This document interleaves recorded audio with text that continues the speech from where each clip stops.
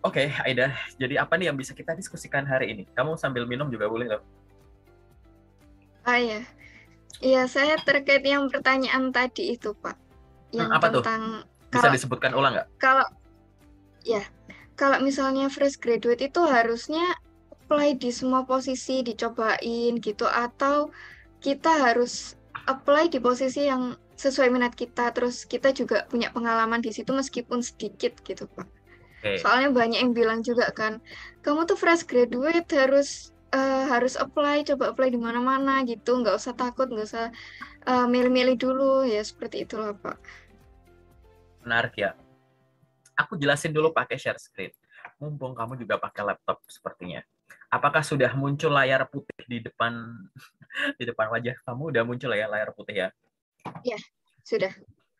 Kata orang aku namanya fresh grade itu coba apapun, tapi aku juga pengen yang aku pengen gitu ya. Apa yang harus dilakukan Iya, nih? iya.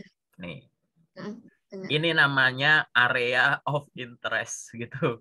Aoi. Jadi ini adalah hal yang kamu sukai, hal yang kamu inginkan. Pokoknya hal yang kamu suka, hal yang kamu ingin. Ini areanya, gitu kan? Ini area of expertise. Jadi hal yang kamu kuasai. Kalau yang ini adalah hal yang biru itu adalah hal yang kamu inginkan. Merah ini adalah hal yang kamu kuasai, gitu. Ada irisannya, ya, gitu kan? Ini Iya. adalah area rezeki. Aku sebut gitu aja ya. Jadi ada irisan gitu. Ada ya, ya kan?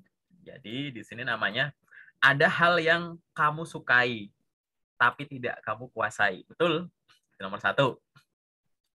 Ada hal yang kamu kuasai tapi kamu nggak sukai. Betul?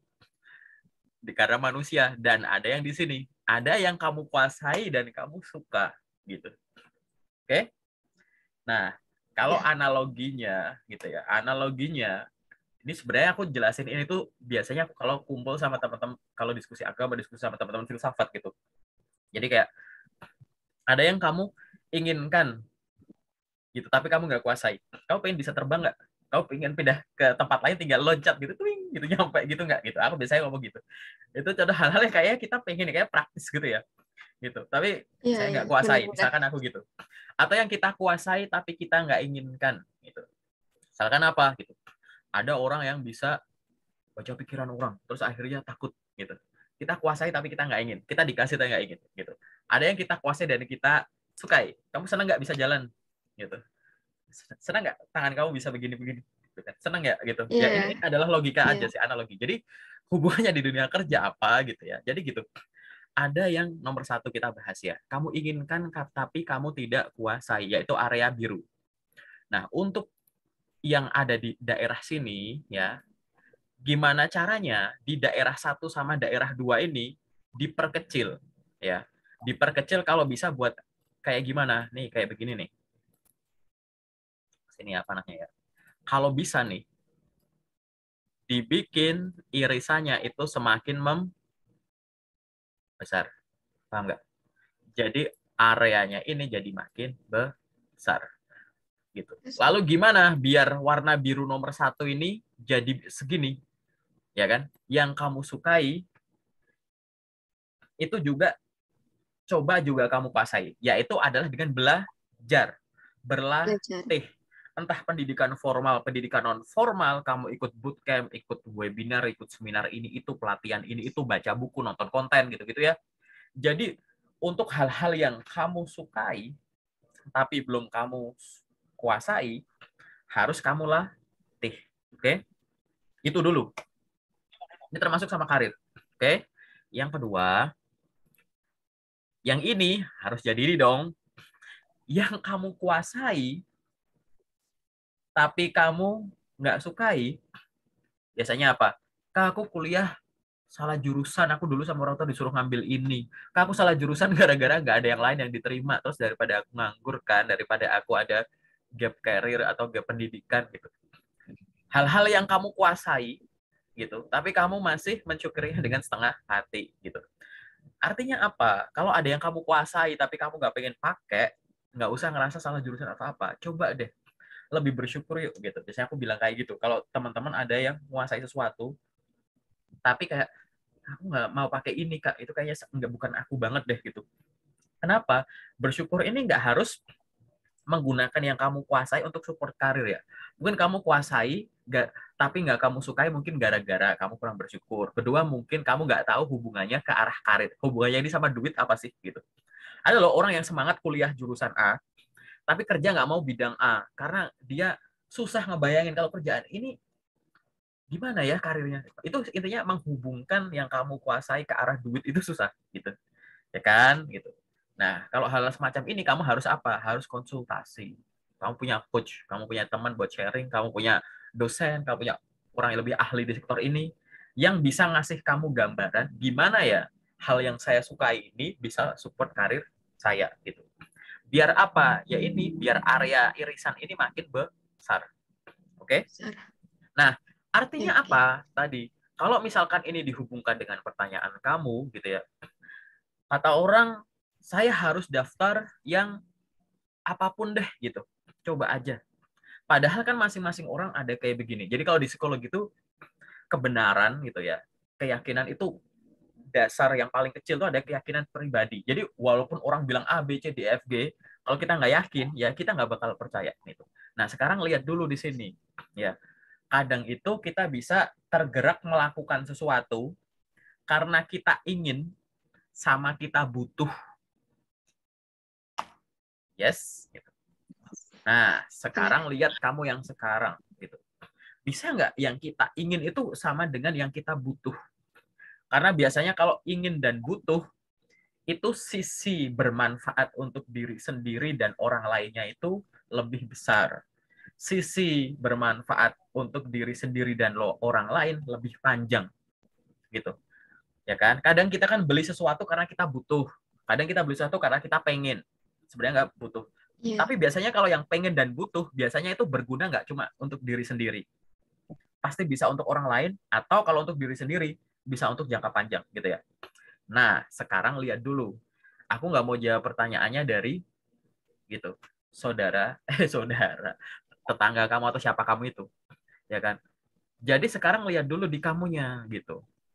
Mendapatkan pekerjaan, aku nggak ngomong pekerjaan disuka ya, mendapatkan pekerjaan itu sesuatu yang kamu inginkan atau butuhkan. Butuhkan dan inginkan ini Dua. lebih dari sisi Iya. urgensinya gitu. Kalau dua-duanya ya bagus. Nah, sekarang pertanyaan diperpanjang.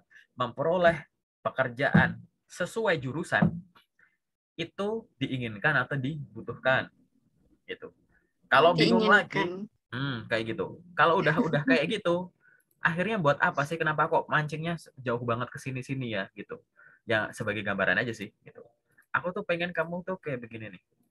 Coba definisikan dulu sebelum kamu mulai apply kemana-mana gitu ya. Ini katakanlah kamu gitu. Coba definisikan dulu. Kamu tuh pengen kerjaan kayak gimana? Misalkan, aku pengen yang ini jurusannya atau bidangnya. Kau pengen sesuai jurusan atau beda terus lokasinya. Kamu pengen yang di sekitar kota kamu atau di mana aja, kamu pengen tipe kerjaannya. Kamu pengen yang kontrak, freelance, part time atau apa. Kamu pengen WFO, WFH, hybrid. Kamu pengen gaji antara berapa sama berapa. Kamu pengen yang sistem shifting atau normal. Kamu pengen yang tahan ijazah enggak? Kamu pengen yang ada penalti enggak? Kamu pengen yang gampang cuti enggak? Kamu pengen yang ada tunjangan ini itu enggak? Kamu pengen yang... Nah, gitu-gitulah. Definisikan dulu. Ini penjelasan ini tuh penjelasan yang akhir-akhir ini paling sering aku sampaikan ya gitu. Jadi ini kayak gelombang fenomena baru nih gitu. Karena akhir-akhir ini aku zoom, aku jelasin gambar ini gitu. Oke. Jadi panah keluar ini Ya. adalah panah yang kamu inginkan. Definisikan dulu. Jadi dalam tanda kutip abaikan kata orang dulu. Di sini dulu aja. Sebenarnya itu kamu pengen yang kayak gimana? Ini semua hal nih. Kamu bentuk kayak gitu, oke? Oke. Setelah semua Oke. ini kamu inginkan, kamu coba lihat-lihat info loker, lihat-lihat perusahaan. Panah ke dalam ini adalah tuntutan-tuntutan perusahaan terhadap kamu. Jadi kalau panah keluar itu adalah yang kamu inginkan, kalau yang panah ke dalam ini adalah yang perusahaan inginkan. Ya dong. Kan begitu, kan namanya kerja, ya nggak sih? Gitu. Iya. Jadi akan ada yang kamu inginkan, kamu definisikan dulu panah keluar. Yang ke dalam ini adalah yang perusahaan inginkan. nanti kamu akan melihat beberapa fenomena di sini. Pertama ini misalkan, nomor 1, ada panah yang saling nyambung. Yang artinya apa? Yang kamu inginkan itu udah bisa dipenuhi atau dijawab sama industri. Misal, panah keluar ini misalkan, aku pengen yang sesuai jurusan. Panah ke dalam, ada kok lowongan kerja atau posisi yang dibuka sesuai jurusanmu gitu. Jadi pas dong gitu. Misalkan di sini lokasi, aku pengen lokasinya di sekitar Jakarta. Ini panah ke dalam, ada kok kerjaan yang lokasinya di Jakarta. Nah gitu, paham ya? Yang ngepas-ngepas gitu. Ya, paham. Kan ada yang semacam ini. Ada yang nomor 2. Apa tuh nomor 2? Nih kayak begini misalkan. Ada yang panah keluar, yang kamu pengen. Tapi nggak ada panah ke dalamnya. Jadi kamu pengen sesuatu, tapi nggak ada perusahaan yang bisa kayak gitu. Gitu. Aku pengen yang WFO, tapi di kantor cuma 3 jam. Ini aku contoh asal aja. Gitu. Gitu kan. Ada kayak gitu. Jadi kalau ada fenomena nomor 2 ini, kemungkinan 2. Cek ulang yang kamu pengen. Jangan-jangan nggak realistis di dunia kerja. Dalam tanda kutip kerja sama orang ya. Gitu. Atau yang nomor 2 ini bisa terjadi karena mungkin tempat kamu nyari itu bukan tempatnya. Jadi nomor 2 ini kamu belum nemuin aja gitu. Ibarat kamu cari pasir datang ke supermarket gitu. Jadi kayak oh ya aku nggak nemu gitu. Nggak ada. Karena ada lowongan kerja tuh yang harus nyarinya sedetail mungkin. Kalau nggak nyari detail kamu nanti langsung anggap oh kayaknya di industri itu memang nggak ada gitu.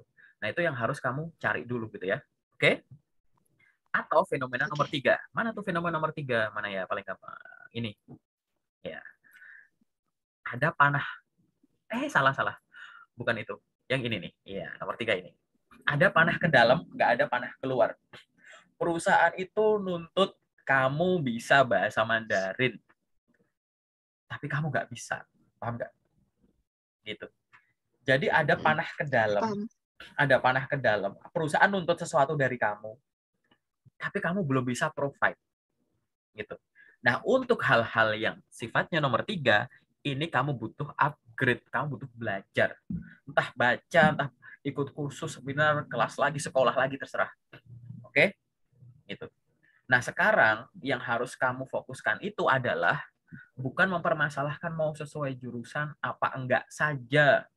Tapi ini loh, panah biru yang keluar ini loh. Tuh kan? Kamu tuh sebenarnya pengen kerja yang kayak gimana. Kamu nggak usah dengerin orang dulu. Oke? Coba tulis dulu. Aku sih sesuai jurusan boleh, nggak sesuai jurusan boleh. Oke, kalau gitu kamu bikin kayak gini 2. Jadi kamu bikin ada 2 kamu gitu, ya kan? Gitu. Ini ada batasnya nih. Ini kolom untuk sesuai jurusan, lurus. Ini kolom untuk yang belok. Nah, gitu. Ya kan? Gitu. Coba definisikan. Kalau nggak sesuai jurusan, aku pengen yang lokasinya begini, gajinya sekian. Ya soal ini aku pengen di kantor nggak mau panasan, aku nggak mau yang jualan, aku admin aja. Aku pengen yang kontraknya begini. Definisikan lagi. Nah, habis itu sama cari panah. Biasanya tuh posisi-posisi yang ada di kayak begini tuh pekerjaan apa sih? Terus kalau di infoloper tuh biasanya butuh kualifikasi apa sih gitu. Definisikan 2 ini boleh kamu tulis aja dulu. Kalau sesuai jurusan saya pengen yang begini, kalau nggak sesuai jurusan butuh begini. Buat apa? Biar kamu satu, kalau apply itu efektif, nggak banyak kayak ragunya. Apply ragu tuh biasanya takutnya ada yang kelewat, kelolosan gitu-gitu. Ya, entah di apply di awal atau di tahap-tahapnya. Yang kedua, jangan sampai gagal. Jangan sampai tahap rekrutmen itu gagal gara-gara di tengah jalan kamu ada masalah sama panah biru. Contoh, ada loker gitu kan, pria atau wanita pendidikan minimal S1 semua jurusan, fresh graduate boleh melamar gitu. Terus bersedia ditempatkan seluruh Indonesia, memiliki kemampuan ini dan lain-lain. Lamar, jebret. Habis itu ada tes, psikotes online, ya kan? Psikotes online lolos, set. Habis itu interview HR lewat Zoom. Oke, habis itu interview user, kamu suruh datang ke Bandung. Terus kamu minta reschedule online bisa nggak? Habis itu minta reschedule lagi, tanggalnya boleh mundur nggak? Habis itu reschedule lagi, saya nggak bisa. Setelah kamu tanya, iya aku nggak boleh ngelamar di jauh-jauh gitu.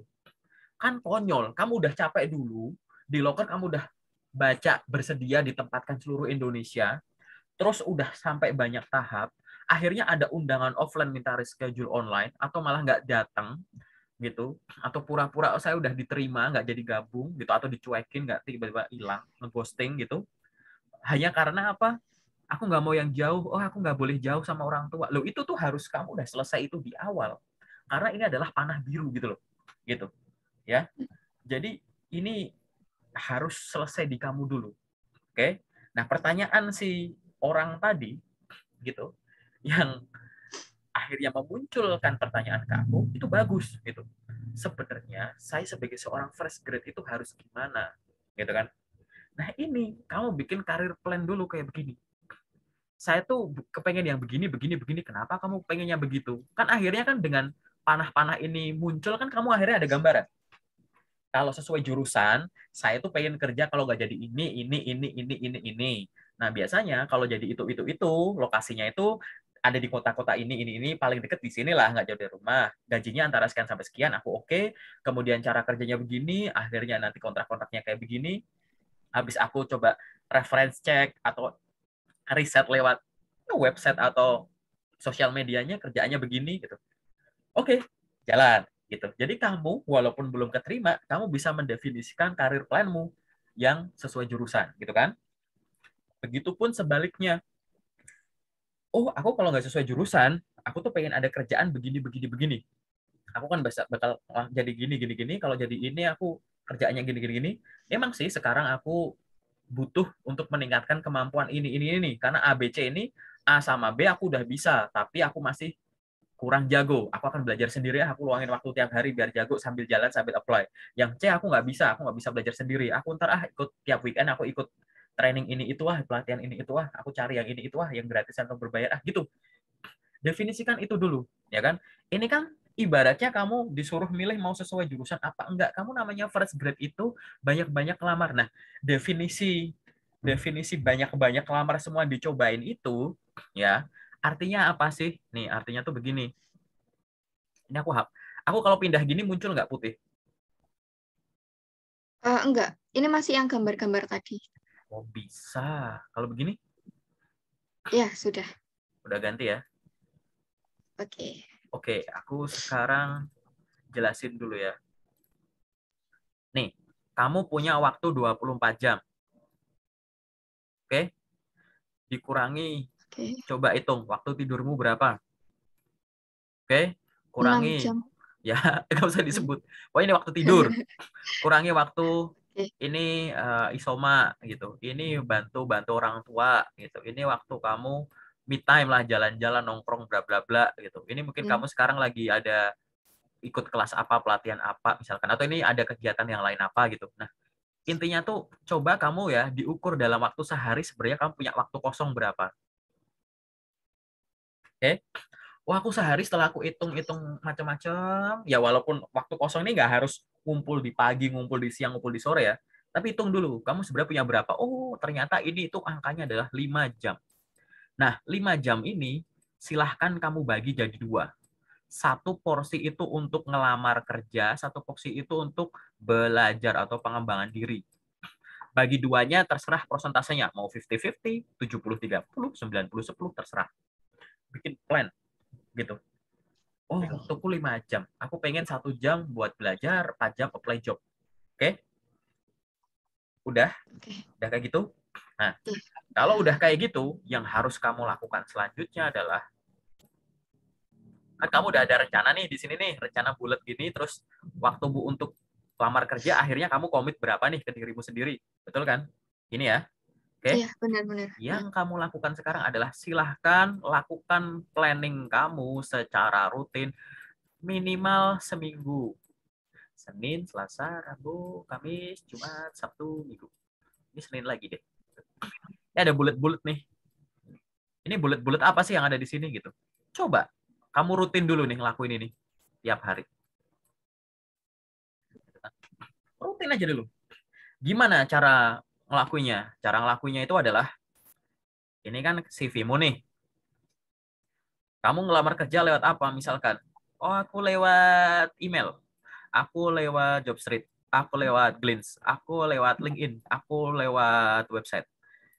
Aku lewat kadang aku ada lewat WA. Karena aku ada loker lewat WA, kirim lewat WA. Misal, berapa nih? 1, 2, 3, 4, 5, 6. 6 channel. Oke? Katakanlah ini berapa jam? 3 jam, 4 jam? Katakanlah 3 jam.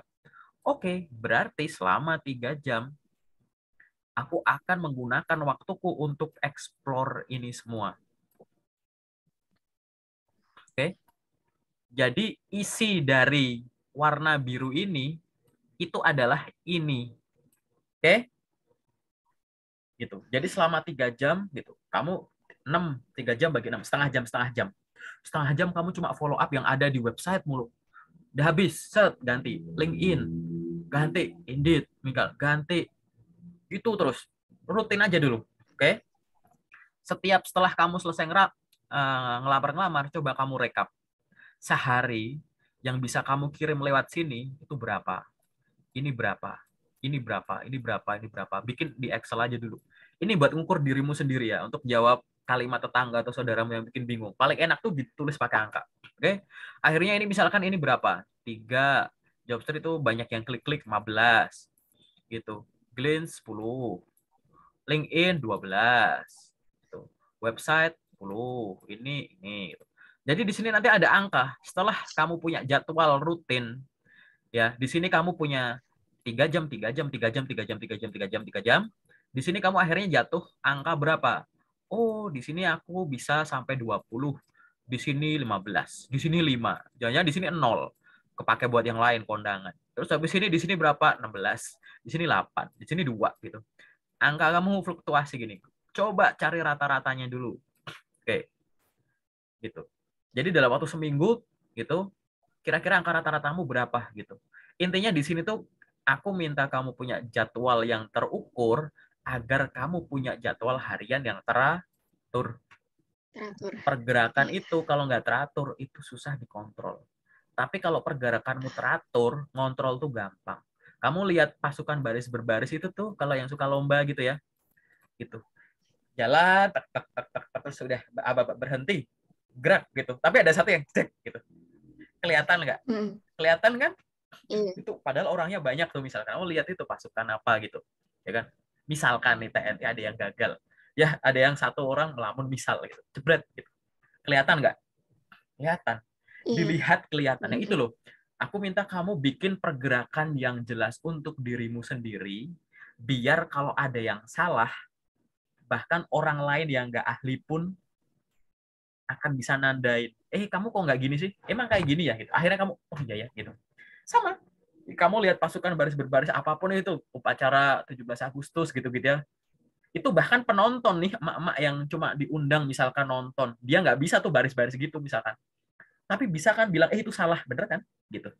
Karena Iya. dia gitu, karena apa, pergerakan yang jelas tidak hanya bisa ditandai atau dikoreksi oleh diri kita yang melakukan, tapi bahkan orang lain pun bisa ngingetin kita gitu loh, ya gitu. Nah ini coba kamu lakukan dulu.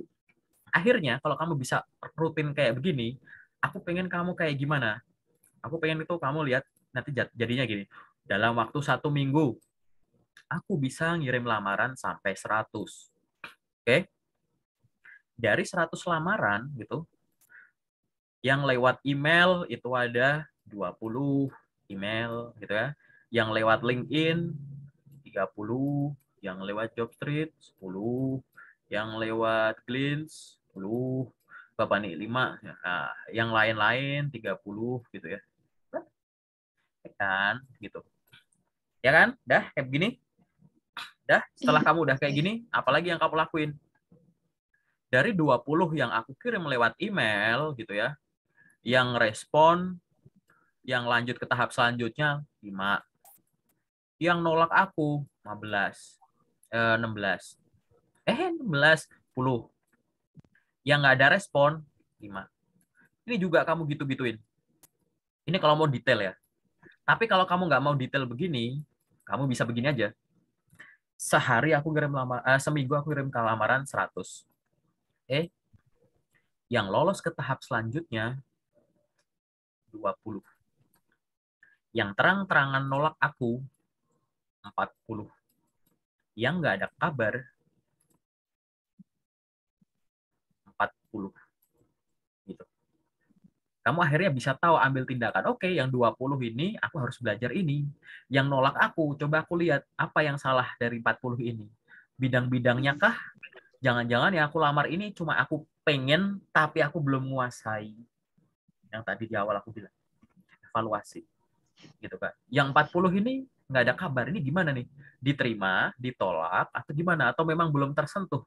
Gitu. Akhirnya kamu tahu, oh, yang diterima aku akan melakukan apa? Aku akan belajar psikotes, aku akan riset, baca-baca website perusahaan, aku akan nonton apa postingan-postingan dia di sosmed. Yang nolak aku, coba aku bales, ucapin terima kasih atas kesempatan yang diberikan, semoga kita bisa bekerja sama di kesempatan selanjutnya.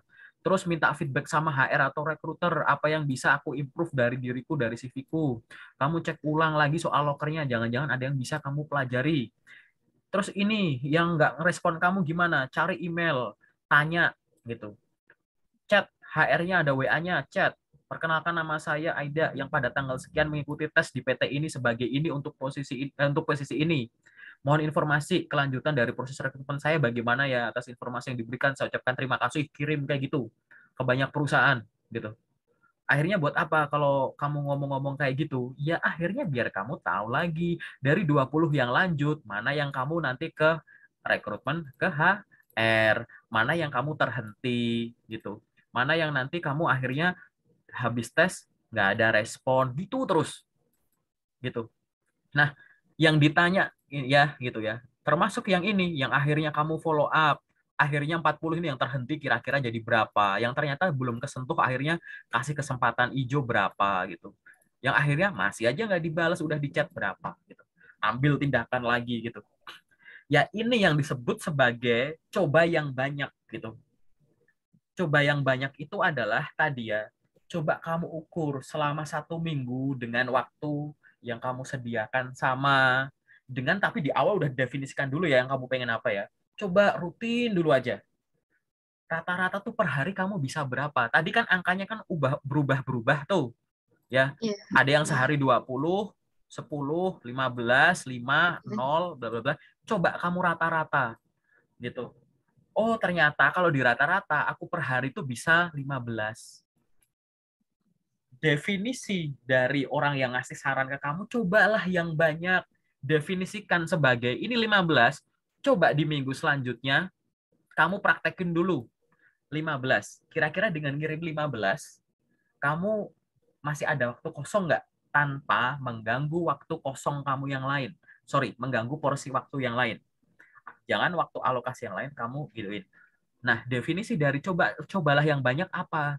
Dari waktu ke waktu, nggak harus tiap minggu. Kalau bisa tiap hari kamu mau uji, ini naikin jumlahnya, gitu. Hari ini, gitu. Tapi kamu uji dulu 1 minggu, biar kamu tahu batas bawahnya, gitu. Ya, batas bawah apa? Ya tadi, gitu. Ini adalah hari, ini adalah jumlah, ini hari, ini adalah jumlah lamaran. Setelah di hari-hari pertama kamu nyoba ini hari ya katakanlah ya hari pertama di sini 2 di sini gitu 3 di sini 4 di sini bla bla bla gitu sampai sini gitu ya kan kamu akan punya titik rata-rata dong di sini kan ya dong udah muncul belum ada titik rata-rata ya di sini ya nah titik rata-rata ini kamu perpanjang 1 minggu pertama ini 7 hari pertama ini buat kamu riset yang selanjutnya coba kamu ngelamar minimum dia ini angkanya berapa katakanlah 15. Oke, aku mau ngacak-ngacak gitu boleh tapi cuma nyentuh di 15 nggak boleh turun gitu. Ini loh yang aktivitasnya dinaikin. Nah, jumlah lamaran yang dikirim ini terserah kamu mau yang sesuai bidang atau nggak sesuai bidang gitu. Yang artinya apa? Harus berangkat dari yang kamu pinginkan dulu. Jadi kalau misalkan tetangga kamu bilang atau saudara kamu bilang, kamu fresh grade itu coba-coba, jangan cuma yang sesuai jurusan, yang lainnya juga dicoba, kamu nyoba. Definisikan dulu yang sesuai jurusan, apakah sudah kamu perlakukan seoptimal ini gitu. Apa benar yang sesuai jurusan itu di semua platform itu udah habis. Sampai tiap hari itu habis. Jadi kayak udah nggak ada lagi nih yang sesuai jurusan yang bisa aku apply hari ini gitu. Gitu. Kalau udah nggak ada, benar-benar kayak tiap hari kamu bisa sampai kayak gitu, lihat lagi kira-kira kalau aku coba yang beda jurusan, ruginya apa? Gitu. Kira-kira aku mampu nggak? Kira-kira ada yang nggak mampu nggak? Kenapa kok aku ngomong kayak begini? Lowongan pekerjaan pasti kan ada kualifikasinya kan? Bener nggak? Ya, benar, benar, benar. Setiap kualifikasi bisa kamu penuhin aja, belum tentu kamu lolos. Bener nggak? Artinya, kalau kamu lihat dari sisi positif atau optimis gitu ya, berarti tetap ada kemungkinan walaupun beberapa poin kamu nggak penuhi karena kamu kurang ahli, tetap bisa dong, ya nggak? Gitu. Jadi bahasa filosofisnya itu adalah kalau masa depan itu tidak pasti, berarti segala sesuatu itu mungkin. Benar nggak? Orang kalau optimis akan melihat berarti mungkin saya akan berhasil. Kalau negatif berarti mungkin saya akan gagal. Nah, kamu ada orang yang di mana? Gitu. Oh, jadi aku jadi motivator ya. Ya kayak gitu intinya, ya kan? Itu kalau dibikin angka, dibikin pergerakan tuh kayak begini. Oke, itu yang harus kamu coba gitu, ya kan? Gitu. Lalu akhirnya kayak gimana ya? Itu tadi coba, silahkan coba. Lalu kalau aku ngirim lamaran yang beda jurusan, aku pengen nyoba, coba yang kayak gimana? Nah, menarik. Lowongan itu ada yang sifatnya spesialis, ada yang ya agak longgar, aku nggak tahu istilahnya, ada yang longgar banget gitu, gitu kan. Nah, kita lihatnya dari mana? Misalkan kita bikin dari sisi pendidikan. Ada yang spesialis, minimum S1 kedokteran hewan. Itu kamu kedokteran gigi, kedokteran umum nggak bakalan keterima, perawat bidan nggak bakalan keterima gitu. Karena dia memang butuh loker ini butuh spesialis yaitu kedokteran hewan. Oke. Ada yang agak longgar. Minimum S1 psikologi, administrasi bisnis, marketing atau jurusan lain yang setara gitu. Pernah lihat loker kayak gitu? Jadi Ya, pernah sering. beberapa jurusan akan disebut di situ. Agak longgar. Ada yang super longgar di sini. Minimum SMA atau SMK, S1 semua jurusan gitu. Jadi nggak peduli kamu jurusan teknik, elektro, teknik industri, filsafat, sastra, kan ada probabilitas dipersilahkan, ya nggak sih? Gitu. Ya, Ini benar. cuma dari sisi pendidikan. Dari sisi apa? Pengalaman kerja. Ada yang dia spesifik spesialis. Minimum 5 tahun di jabatan yang sama, di posisi yang sama. Itu kamu kalau nekat lamar pada kamu fresh grade ya udah bye gitu. Ya. Ada yang agak longgar. Pengalaman di bidang ini antara 1 sampai 3 tahun. Gitu. Oke. Atau pengalaman minimum 1 tahun fresh graduate dipersilahkan untuk melamar. Ada? Gitu. Ada yang Ya, sangat longgar. Fresh graduate.